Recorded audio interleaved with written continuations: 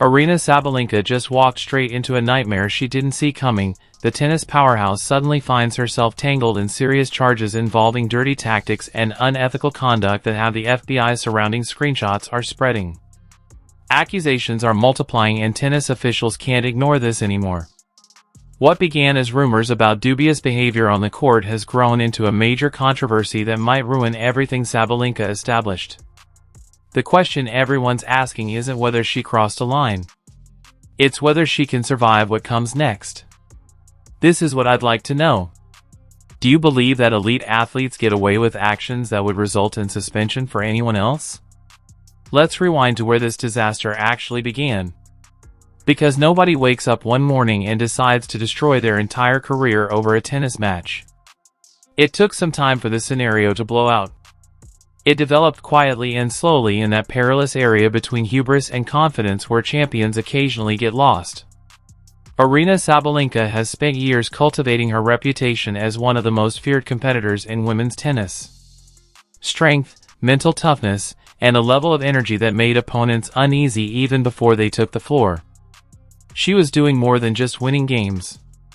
She was dominating them. Using ground strokes that left opponents reeling and serves that sounded like gunfire, you crushed dreams. Her ascension to the top felt inevitable, even natural, like watching a force of nature occupy its rightful place. The problem with staying at the top, though, is this. It makes you paranoid. Every young player suddenly looks like a threat. Every upset feels personal. Every setback seems to be the start of the end. And when you've built your entire identity around being the most terrifying player in the room, you start doing whatever it takes to retain that image.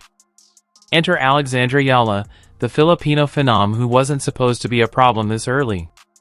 Before challenging the status quo, she was expected to learn, grow, and pay her dues for a few years. Except nobody sent Eala that memo. She surged through tournaments with the kind of fearless fire that makes veterans uneasy. There was no doubt, no respect for reputation, simply the unwavering conviction that she was one of the finest. And that conviction, that's what rattled folks like Sabalenka. The tension between them didn't start with dramatic confrontations or public feuds.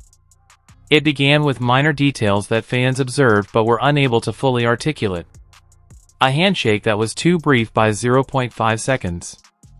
A press conference answer that felt colder than necessary, body language that screamed discomfort anytime Eala's name came up.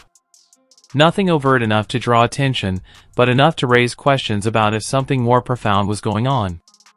Then their match, the one that would alter everything, came.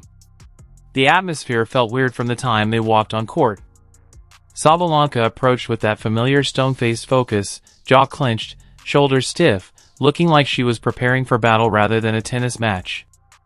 With a carefree smile and a youthful enthusiasm, Eala bounced in, eager to show that she belonged. The contrast was stark, almost difficult to witness.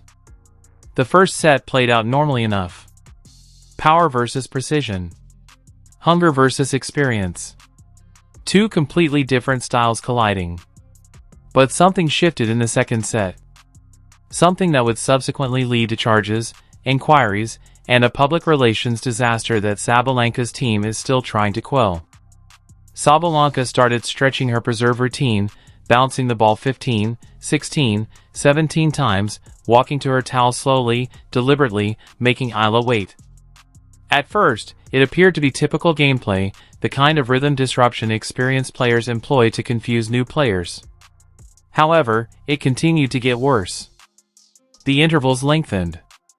It got chilly on the stairs. The timing felt too calculated to be coincidental.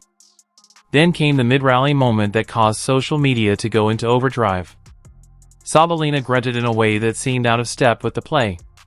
Not during her own shot, but immediately as Eala was about to make contact. A split-second disturbance that could have been accidental. Except it happened again 2 points later. And once again, Eala's body language changed immediately. Confusion, annoyance, the unmistakable tightness of someone trying to stay composed while feeling deliberately unsettled. Eala finally raised her hand to the chair umpire. It was a non-aggressive, non-dramatic gesture that conveyed the idea that something wasn't quite right. The crowd began to mutter as the umpire nodded and gave a gentle warning about the speed of play. When cameras captured Sabalenka's response, that murmur grew into something more. A quick, subtle, yet unmistakable smirk in slow-motion replay. "I know exactly what I'm doing" is the type of expression. At that point, the game shifted from being about tennis to something much more repulsive. Social media didn't wait for formal declarations or inquiries. Within minutes, clips were circulating with captions like "dirty tactics" and "unsportsmanlike behavior." Tennis fans, Filipino supporters, casual viewers, everybody had an opinion, and the majority of them were negative regarding Sabalenka. One angle showed the delayed serve. Another captured the mistimed groan. A third froze on the sneer that would come to represent the dispute. However, the narrative takes a darker turn at this point. The change that resulted in FBI accusations. Because there was audio hidden in all those widely shared videos that supporters think captured something much worse than gamesmanship. A courtside microphone apparently caught up Sabalenka muttering something beneath her breath during a changeover. Eala was the target of something that unsettlingly sounded like a racist insult. The audio quality was awful, distorted, ambiguous, and susceptible to misinterpretation. But internet audiences don't wait for clarity. They decide based on context and emotion. Additionally, individuals filled in the blanks with the worst possible meaning because of everything else that occurred throughout that match. All of a sudden, this was more than merely dubious strategies. This was about potential hate speech from one of the sport's greatest figures. The similarities to Coco Gauff began practically right away. Fans began sifting through past footage, looking for patterns, trying for proof that Sabalenka had a history of treating opponents of color differently. After losing to Gauff, they discovered a tight handshake. Sabalenka became contemptuous when questioned about up-and-coming Asian and black athletes during a press conference. Moments that appeared harmless at the time but suddenly appeared suspicious due to public indignation.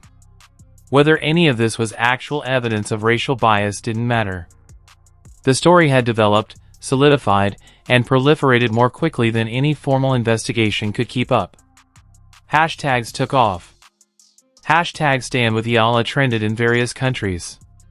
Despite being founded on accusations rather than verified facts, Investigate Sabalenka acquired popularity.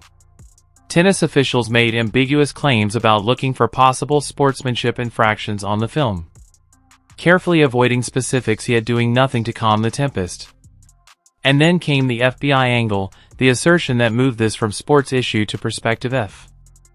Sabalenka's alleged remarks, alleging they were hate speech that went beyond the law. Nobody was confident whether the FBI was genuinely looking into this complaint, whether it had any legal validity, or whether any of this would lead to charges.